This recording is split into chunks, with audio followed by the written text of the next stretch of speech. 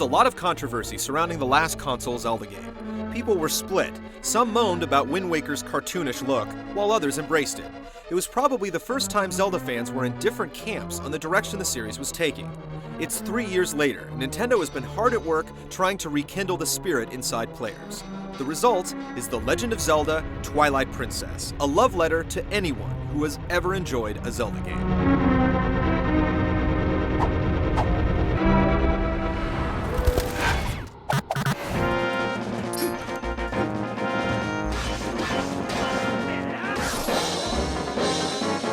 Hyrule is in trouble again, and this time it's fallen under an oppressive darkness called the Twilight. As is par for the series, Link begins the game as a humble villager. Of course, watching the destitute kid from a grass hut go big time is what has made every Zelda story great, and it's no different here. Link's main nemesis this time around is Zant, a mysterious creature that hopes to bathe all of Hyrule in twilight. As a human, Link can only do so much with such unsavory characters, but he's quickly befriended by a small creature named Midna.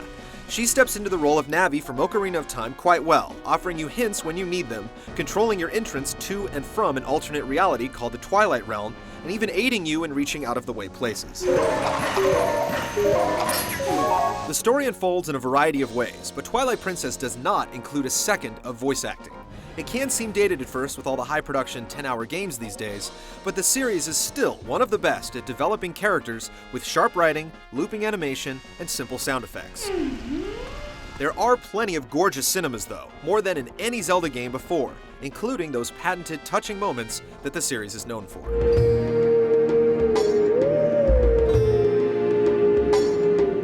The story in Twilight Princess is thought-provoking and at the same time, fairly typical for the series. If you've played a single Zelda game, then you know it's ultimately going to boil down to 3 characters.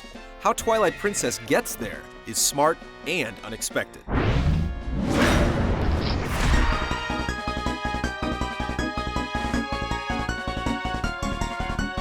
Twilight Princess might be the largest action-adventure game ever created. You'll easily spend 50 to 60 hours plowing through the main quest, without taking time to really look around. The amount of content in the game absolutely boggles the mind. Nintendo could have split this game into 2 parts, and no one would have complained. Yet the robust travel and warping systems keep it from becoming a chore. The game progresses just like prior entries in the series. You start out with a simple sword and shield, and are rewarded for crushing massive bosses with new equipment and abilities. It's a great formula after all these years, and considering Nintendo is still the only developer pulling it off with aplomb, Twilight Princess demonstrates that 3 or 4 years between games is plenty to make the formula feel fresh all over again. Progression is always measured by your location and how many unlocked doors there are. It's all about getting to where you need to go by any means necessary. Luckily, there are plenty of means to the end. In addition to the classics like the hookshot, bow, and boomerang, there are several brand new abilities and weapons that will undoubtedly become fan favorites, and are perfectly integrated into the fabric of the game's design. The game is basically split into 2 parts, the normal realm and the Twilight Realm. In the normal realm, you play as human Link, and in the Twilight Realm, you play as a wolf. You traverse the same areas for both. The only difference is, in the Twilight Realm, the citizens of Hyrule are ghosts, and everything is shrouded in darkness. At the beginning of the game, there are specific times when you're transported between the 2, resulting in some moderate backtracking. Eventually, you gain the ability to change at your whim, and this is where the level design really begins to shine. There are minigames seemingly everywhere, and not just silly little point the Wii remote at a target type of minigames. There's a full-on snowboarding game with a legitimately sized course, and fishing that's so in-depth you can literally play it for hours.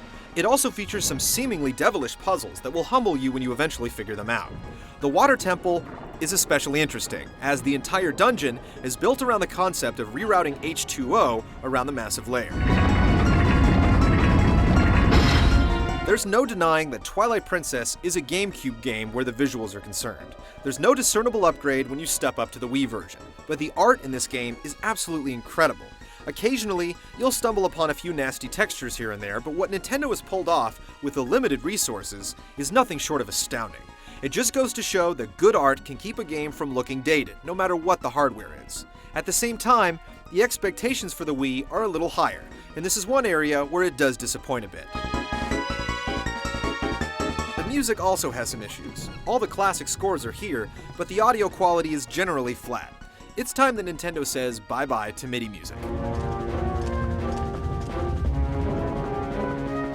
The Zelda game design dock is slowly becoming frayed at the edges, but it's hard to deny just how elegant and timeless it is. Twilight Princess is an absolute beast, and must have been a disaster to plan and execute, which is why it's so surprising that it remains one of the best designed games in the industry for the full 2 work weeks it takes to complete it.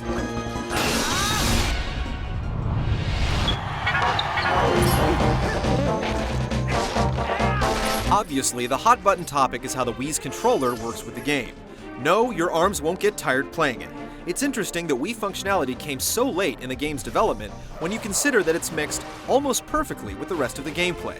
Pointing at the screen, definitely the most physically demanding control gesture, is only used for projectiles, so the times you spend with your arm extended come in short bursts. The rest of the game can be played with your hands resting on your lap, or anywhere else for that matter. You have to move the remote around to perform sword attacks, but the sensitivity is so acute that you barely have to wiggle it. Fishing is way more fun with the Wii remote than it is with a normal controller. The same goes for combat on horseback. They're simply better with the Wii's controls. The same thing can't be said for everything though. Using the bow's first-person zoom with the Wii remote is actually more cumbersome than it would be with a typical controller. Overall though, it definitely adds something to the series that it never had, and rarely becomes a nuisance. This is aided in part to a relative lack of difficulty. You will die many times, but not because you got your butt kicked in combat. The enemies are basically a cakewalk throughout. Most only require a lunging sword slash to be taken out. The same goes for your wolf abilities. One lunging bite usually finishes off most enemies. The bosses, despite being some of the coolest moments in video games this year, are also far too easy to defeat. The rest of Twilight Princess plays primarily the same as what you'd expect. All the old staples are here, like automatic jumping, lock-on combat, assigning abilities and weapons to hot buttons, collecting heart pieces, and that legendary Zelda chime when you solve a puzzle or a room. As the wolf, you can see things that Link can't see and smell things that Link can't smell, but you have no access to weaponry. In the first couple of hours, there are some issues that arise where what the game is asking you to do isn't clearly illustrated. And it's frustrating that Midna picks and chooses where she can help you reach high platforms, but nitpicking aside, the experience is practically peerless. To create a game this large, with so few flaws, is just staggering. Twilight Princess gives you just about everything you were hoping for in a new Zelda game, while supplying things you didn't even know you wanted in the first place. The tone is decidedly darker, the overly melodramatic moments are subdued, and it delivers that razor-sharp Zelda gameplay. When you compare the polish and content in this game to most other video games, it's just no contest. Not only is Twilight Princess the best Wii launch game, it's easily one of the greatest games ever created.